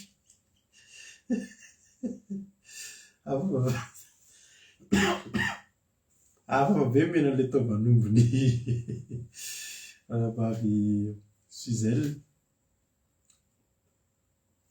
any ohatra navabizany zao efa tovanombo le akafizy zao izy eny efa tovanombo izy raha azoto zany hoe tsy hoe raha iainy na hamaky tenareo fa mazoto zany ohatra nareo reo. Alleluia. Tamin'ny maraina zao nareo miaraka amin'ny mampino teto tamin'ny vavaka de saikinareo reo mbola hita teo daholo ihany. De androany ndray fa alina nge zao ny andro e. Zaho zao mifa tsy olona matory za manao hahaha andro todo zany. Rery be ty tsy hoe olona matory nareo manao hoe hahaha fotsiny mitapitapy fa tena mbola velona tsara mihitsy zao nareo. Alleluia.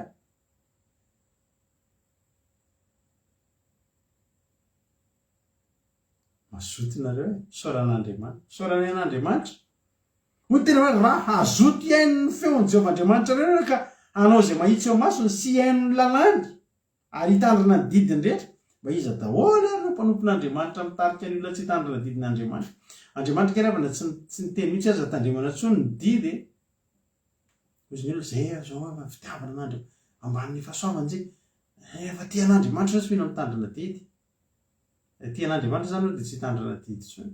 Any fitiavana ain'Andriamanitra satria tianay Andriamanitra dia mba zay tiany sy mba nyteneniny dia atao ezahana atao. Alleluia.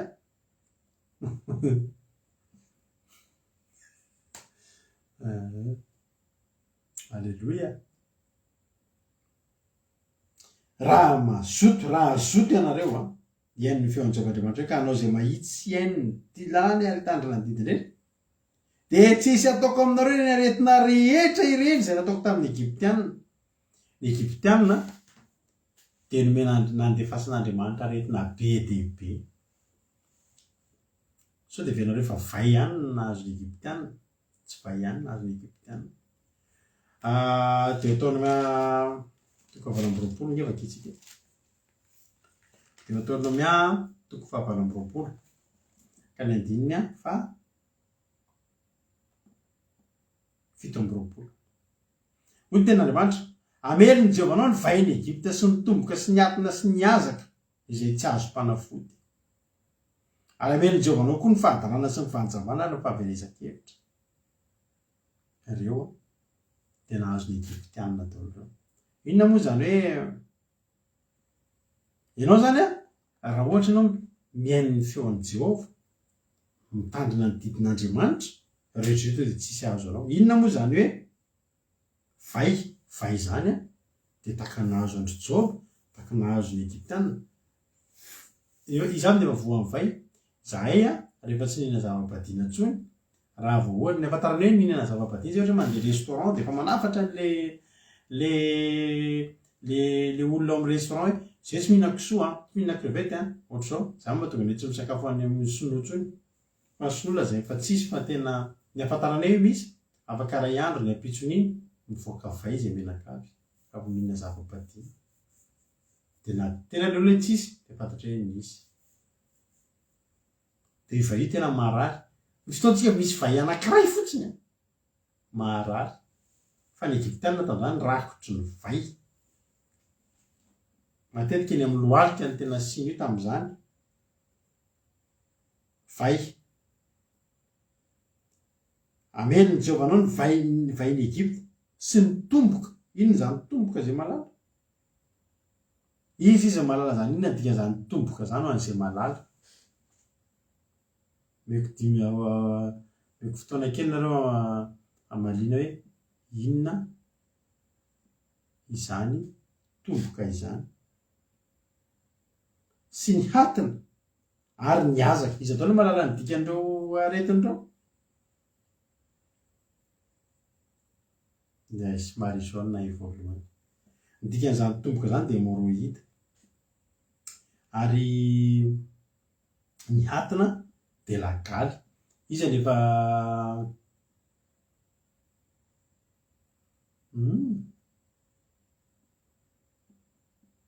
zany ny endrina-paviamao ka satria porofon'Andriamanitra mitsengaravana fa tena efa hoe maloto de maloto e hatina lagaly zay zao efa tratrany lagaly taloha fa mijaly mihitsy tratrany lagaly a tena mijaly mihitsy tamin'izany tratrany tamin'ny taona 3 tany zay tratrany lagaly tany am-pianarana de ny hazaka indray a izy mahalala ny dika ny hazaka indray a le zavatra mangididididy amin'ny vatany reny satria tambatambatra amin'ny vatana mangididy reny amin'ny loha raha misy an'izy ny loha de maritra fotsosy de avy eo sola misy olona misy volo de sola kely reny daholo reny ny atao hoe hazaka hoy tena Andriamanitra tsy azo mpanafody reny tsy sitrapanafody ny Egyptiana zany taloha de eny de voan'ny vahiny de mibakabaky eny daholo voan'ny marary hémorroïde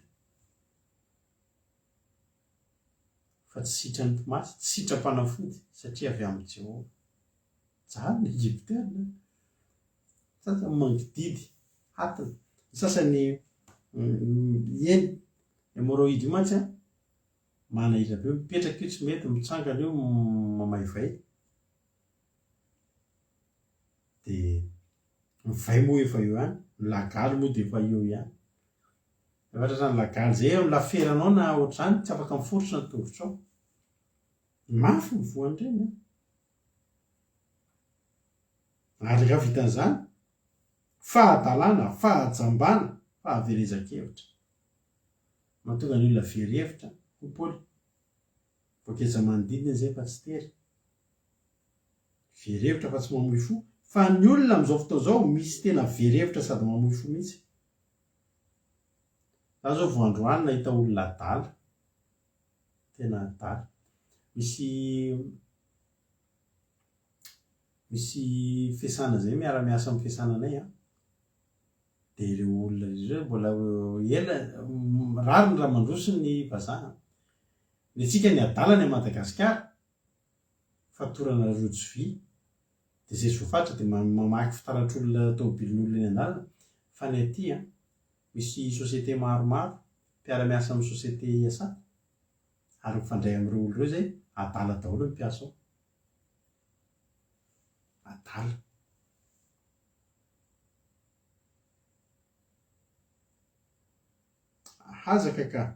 hazaka le aretina teo a hazaka mihitsy fa tsy hazatra de inona tena am'le resaka adala teo tena manana anjara asa ry zareo arakaraky ny degréan'ny adalany ny anjara asa mihitsy tsisy mandrongatra zany mahafinaritra fa tamin'izany ny fahadalàna fahajambana fahaverezan-kevitra tena tsy azona atao ninina mihitsy teo amin'ny Egyptiana ary zay tratran'izany de sahirana fa izao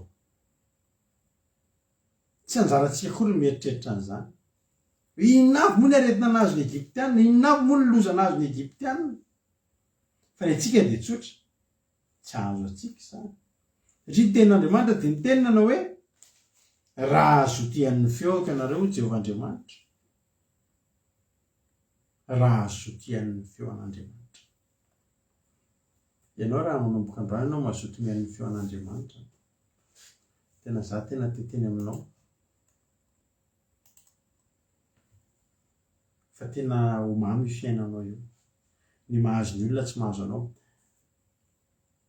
ho avy ny krizy aveko aminao fa anay zao mpiara-miasa aminay efa firy zao tsy mitondra tomobila tsotra reo miasa vidy an'le bisikilety elektrika kely na mividy trottinette elektrika kely reny de reny ny entina miasa misy fotoana tamin'le aviorany reny noho ny fitsitsiana fonofony kely aron'olana ty mandeha mody avy miasa tsy hay na ody any 20 kilometra fa zao sady ny olona de efa mitsinjo ny fiakarana ny vidim-piainana ao ariana ianao aza mba ohatr' izany iaino aloha izy omen'andriamanitra anao jesosy efa nyteny hoe meo any an'iny ny anina sazo io sahazo anao androany dia hoano aloha halleloia halleloia aza miany ampitso ny tenin'andriamanitra fa raha tsy te ohatr' izany ianao dia mahazo mian'ny feoan'andriamanitra rehana dia hitandrina didin'andriamanitra ny fiainanao io mety mivavaka ianao misy aminareo ngeravana mivavaka fa tsy miova ny fiainanareo satria manino mivavaka fotsiny nareo andriamanitra fa nareo tsy mihaino ny feoan'andriamanitra miteny ny ataontsika fa tsy mihaino ny atao hoe mivavaka dia miresaka mivavaka ianao dia mihaino hoy ny tenandroatra raha mazoto mihaino ny feoan'i Jehova ianao zany hoe anatin'ny vavaka io zany vavaka manara-penitra vavaka miteny ianao dia mihaino fa tsy miteny foana halleloia hotahiny tompony antsika rehetrarehetra zavatra aloha zany ny tiako tsapanao ho raisinao androany voalohany indrindra tokony ho fiainana mamy amin'izay io fiainana iainanao io tokony efa rano mamy isotronao hokainareo sotronareo menakavy io satria efa natsipo tao le hazo halleloia dia ny hazo fijalian'i Kristy zany faharoa tsy tokony hazo anao ny aretin'ny Egyptianina tsy tokony hazo anao ny fijalian'ny Egyptianina ireo aretina ny Egyptianina rehetra tsy nafahan'ny Egyptianina nandroso tsy nafahan'ny Egyptianina nandroso tamin'ny kery andeha anafika nefa misy hemoroida andeha niplefy nefa misy lagary ny tanana androany teteny aminao raha androany amin'izay anao anapa-kevitra hoe za andriamanitra ihain'ny feo anao azoto ihain'ny feo anao tsy mahatratra anao tsondreo tsy mahatratra anao tsondreo ary androso ianao dia tena androso tokoa mahireza ary dia mahatanja dia mazoto mitandrina didin'andriamanitra mazoto mitandrina didin'andriamanitra fa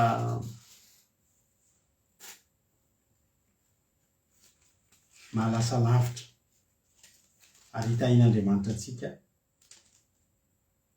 ny fanaovantsika ny didi andreo vakitsika ny Deutéronome 4:12 ary raha amin'ny aran-josy ary raha mihain'ireo fitsipika ireo ianareo ka mitandrina sy manaraka azy dia ho tanterahan'i Jehova aminareo ny fanekena sy ny famindra-po izay nianianany tamin'ny razanareo dia ho tianao sy tahanao ary hamaro anao izy ary izy hitany ateraky ny kibonao sy ny vokatry ny tanao dia nivarinao sy ny ranombolobokao sy ny dioinao sy ary ny ateraky ny ombonao sy ny ateraky ny ondry amanosinao any amin'ny tany izay nianianany omeny razanao tamin'ny razanao omenanao ho tahina ianao mihoatra no ny firenena rehetra tsisy lana vavy tsy hiteraka na ianareo na ny bibifiompinareo ary arovan'i Jehova tsy ho azonaretina ianao ary tsisy ameliny ianao ny aretin-dratsy ny Egypta izay fantatrao fa ataony amin'izay rehetra mahakaranao kosa ireny azonao tsaina ve zany rehefa Deutéronome 7 izy teo 12 hatramin'ny 15 zany ny lova zany ny kopo batainao raha mitandrina ny didin'andriamanitra zany ny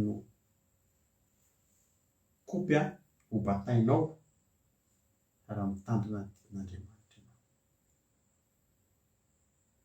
mastomaka ao amin'ilay vala midira ao amin'ny efitra sora hoy Jesosy any amaranako azy ny Jaona 10 rozy Jesosy vainga antsika ny toy ny titeny za mpiandry tsara dia manolotra ny any amonjy ny ondry ary ny mpikarama satria tsy mpiandry na tompony ondry izy ka raha mahita ny ambodiva avy dia mandao ny ondry ka mandositra ary ny ambodi sambotra ny ondry ka mampiaka azy ary mandositra izy satria mpikarama ka tsy mpitandrina ny ondry za mpiandry tsara ary fantatro ny asa sady fantany dia tahaka ny afantarana ray ihany afantarako azy ary za manolotra ny aiko amonjy ny ondry manana ondry hafa koa tsy amin'ny divaly ity ary re dia tsy maintsy hoetiko ka iain'ny feo ka ro tonga andeha andray sady raha ihany ny mpiandry io le valy alleloia io le valy didin'andriamanitra io re afaka manaraka mahireza hotahiny tompontsika rehetrarehetra ny anaran'i Jesosy tapa-kevitra ianao androany za andriamanitra inona avy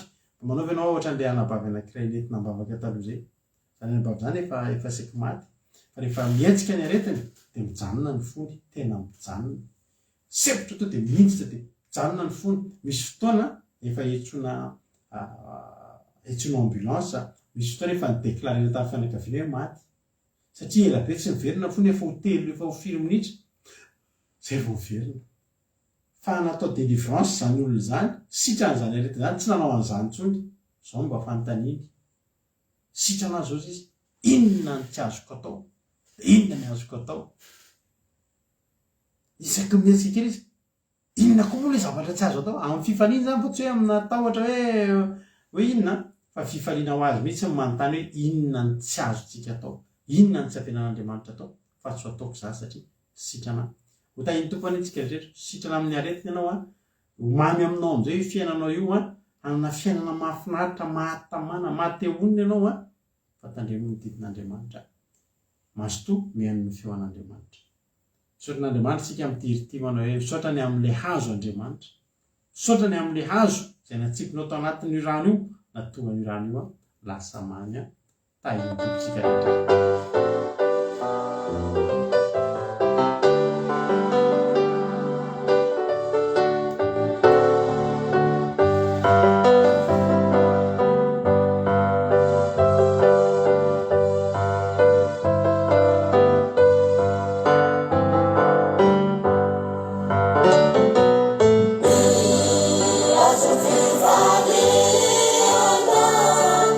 no mi tu fa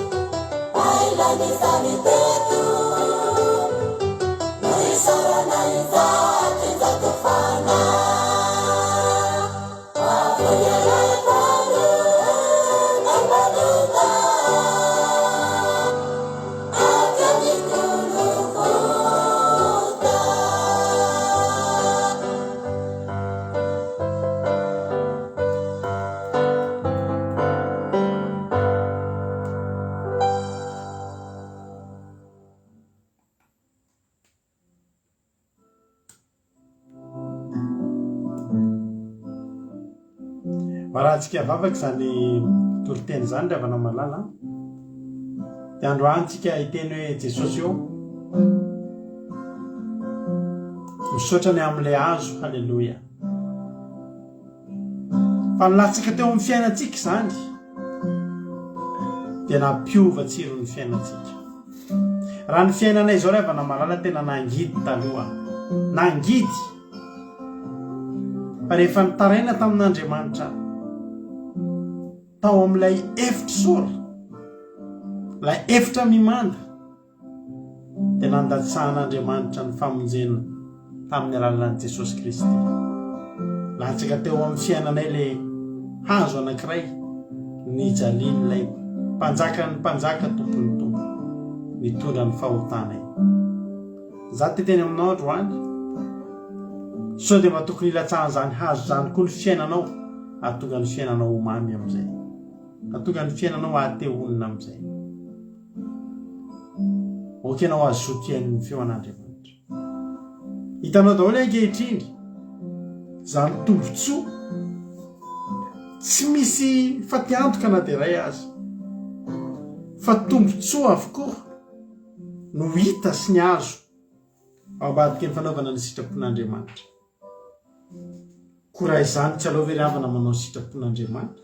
Kotsindao ve tsika rehetrrehetra hiazakazaka anao ny sitrapon'Andriamanitra ry havana? Azoty hainy ny feon'Andriamanitra.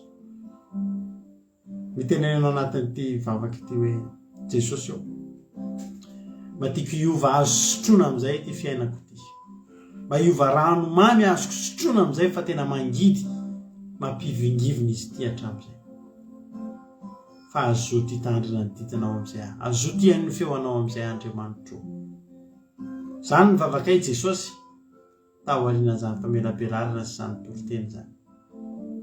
Arenao tsisy miafina aminao ny vavaky reto fanomponao any tokantrano any amin'izao fotoana izao.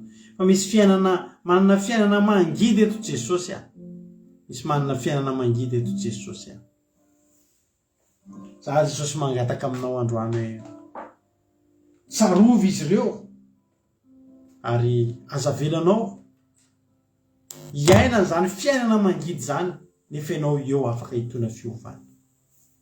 Andriamanitra alatsao eo amin'ny fiainanay tsirairay avy eo amin'ny rano izay mangidy lay hazo mba hahatonga an'izany fiainan'izany ho mamy indray. Jesosy eo azavelanao miatra aminay tsony ny arety mangiringa any Egypta fa zay manolo tena vonina hitandrina ny didin'Andriamanitra. Dia misaotranao ny amin'izany teninao zany matoky aho fa kasika ny tany atokantrano rehetra tany ianao ary matoky aho Jesosy fa tsy hisy avelanao hiala maina reto reto fa nahy ny masino ianao ny andrisika an'ireto olona ireto fa tsy izay. Zay fitaovana ihany fa ireto olona reto dia ao anatin'ny torimasony lalinao hitsakotsako an'izany toriteny zany. Dia ataovy matsapy izy fa nahy masino fa mbola tsy mety io fiainana io. Ary ny antony mahatonga ny fiainana io mbola tsy mety dia satria mbola tsy miaina tanteraka an'izany hoe sitrapon'Andriamanitra izany. Dia ampaherezo izy ireo Andriamanitra, ampaherezo ny tsirairay avy mba tena hanana an'izany finiavana amin'izany fitiavana hiaino mandrakariva an'izany feonao zany. Fa rito ao anatin'ny valanao Andriamanitra zavela mivoaka itsondry ary dia tolory ranomamy amin'izay, tolory fiainana mahafinaritra, fiainana vaovao amin'izay. Fa efa olona vonin-kiova Jehovah Andriamanitra. Misaotra Jehovah Andriamanitra. Betsaka ny tsy voalazako teto nefa za matoky fa mihoatra lavitra noho izay mba nieritreretinay. Misy olona eto tena betsaka amin'ireto reto ny manana zavatra anteninay na angatahana hiandrandrana. Andriamanitra tsy toa fantatro fa mahay mihoatra lavitra noho izay. Mihoatra noho izay rehetrarehetra ny eo ataonao eo amin'ny fiainana satria nazotony hainao izy ireo teto androany. Dia misaotra indrin'Andriamanitra. Dia vozy Satana faritra amin'ny ranao tsy afaka hitsaingoka na dia litera ray tamin'izay nafafiteto azy androany. Fa ny vozy nafafirera dia amoa avy zato eny anatin'ny fon'ny tsirairay avy. Misaotra Jesosy. Arena ho anay ny teninao. Halleluia. Amen. Hivavaka tsika ho an'ny firenena amin'izao fotoana izao, mpandrotsika na vavintsika Erika hivavaka ho an'ny firenena. Tany tompo raha vavy Erika. Tany tompo pastera dia tany tompo fotsika rehetra izay manaraka tapaka ny vavaka fiangonana n'ity an'ity. Dia hiara hivavaka indray antsika amaranana fotoana sy amin'ny firenena. Andriamanitra iray tsara indrindra mbola misaotra sy mibera mankalaza ny anaranao indray izay amin'ity alina ity Jesosy. Misaotra satria mbola nomenao fotoana indray ahafahanay mihaino ny teninao, ahafahanay mandray ny hafatra aminao indray Jesosy malalo. Mankasitraka ny amin'ny fitantananao ny fiainanay tsirairay avy. Mankasitraka tamin'ny fitiavanao Andriamanitra satria tamin'ny fitiavanao izany mbola ahafahanay indray mihaino an'izany hafatra ao, izany hafatra tena hoe mamy izany. Tena isaoranay ny anaranao izany satria teto indray ianao ny teny taminay tsirairay avy Jesosy. Teto indray ianao namangy ny fonay tsirairay avy, nahafahanay mihaino an'izany teny izany indray androany, nahafahanay nandray an'izany hafatra aminao izany dia tena hitandremanay ny didinao satria io ihany no hainao anay mba tena hahatonga anay hanana fiainana maty. Dia misaotra Jesosy fa ianao ilay azonaina, ilay azo tena hoe lasaka teo amin'ny fiainanay ka mitondra fahamamiana teo amin'ny fiainanay Jesosy. Misaotra Jesosy fa mbola teo foana ianao teo amin'ny fiainanay tsirairay avy ianao Jesosy. Maro an'izay Jesosy no efa nandalo fiainana mangidy, fiainana tena efa sarotra, efa lava, efa kivy Jesosy. Fa indro ianao tena nidratsehatra teo amin'ny fiainanay dia mitondra fahamamiana indray, mitondra fiainam-baovao indray, mitondra fanafanana indray Jesosy.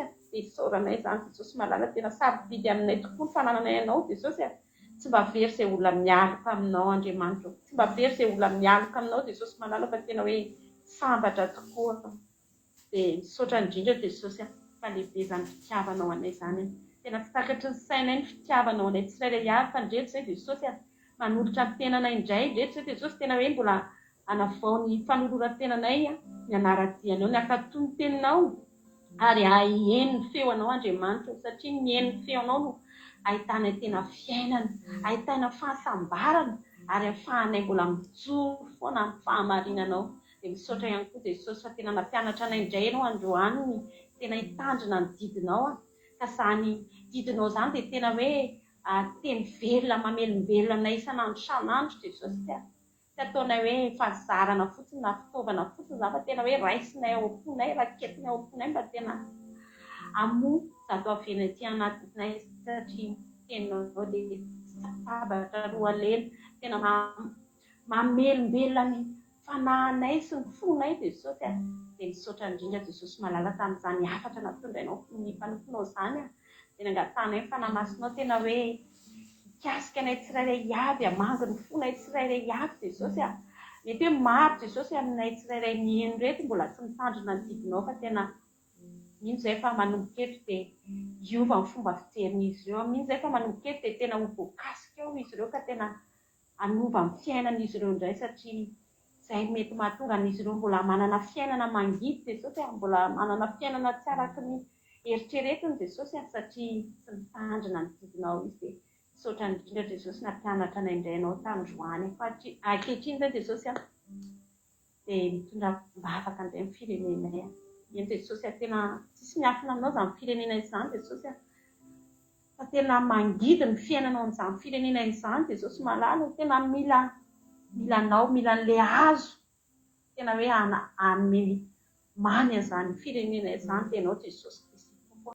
Ianao ilay azo efa nomeny Jesosy, nomen'Andriamanitra tanay mba tena hanome fiainana anay, hanome rano velona anay indray, ilay rano mangidy teo amin'ny fiainanay dia mbola ho ataonao mamy indray amin'ny alalan'i Jesosy Kristy.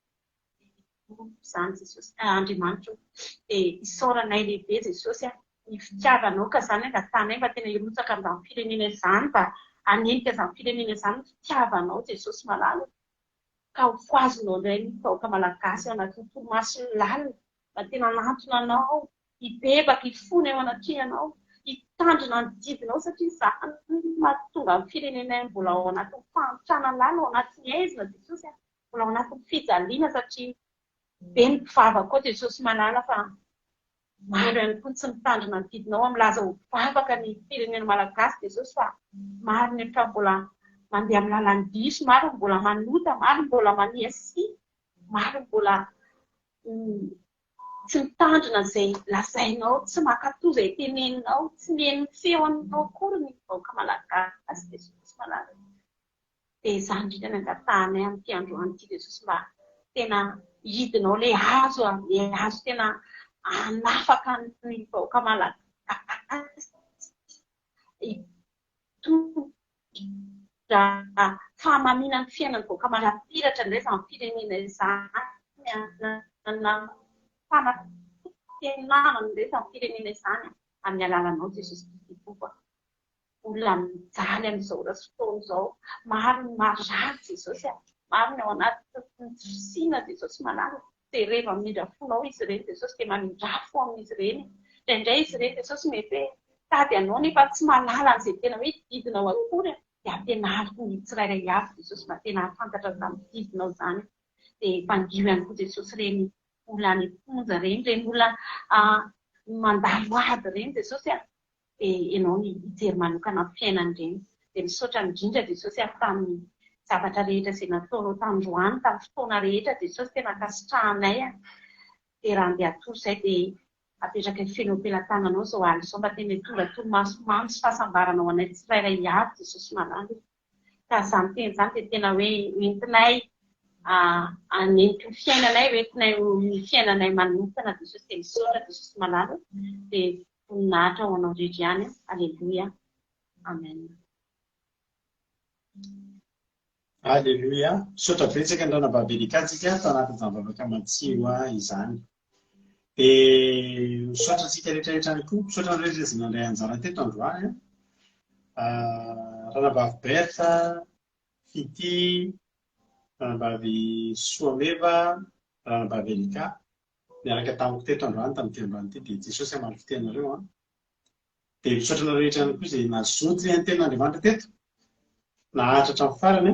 Raha mbola sika amin'ny ranandro Jesosy dia ionetrantsika raha fitsika raha tahin'Andriamanitra samy velonay soma tsara dia raha fitsika amin'ny sivy maraina dia araka amin'ny mampirinareo amin'ny babaka maraina dia amin'ny 10 alina latsaka na amin'ny 7 sasany eo dia miaraka amiko ireo amin'ny babaka fiambenana alina. Samy hoe tahin'Andriamanitra mino fa naheritsika rehetrarehetra dia samy hoe tahin'ny tompo ary raha fitsika amin'ny mahereza misaotra anareo. Haleluia. Amen.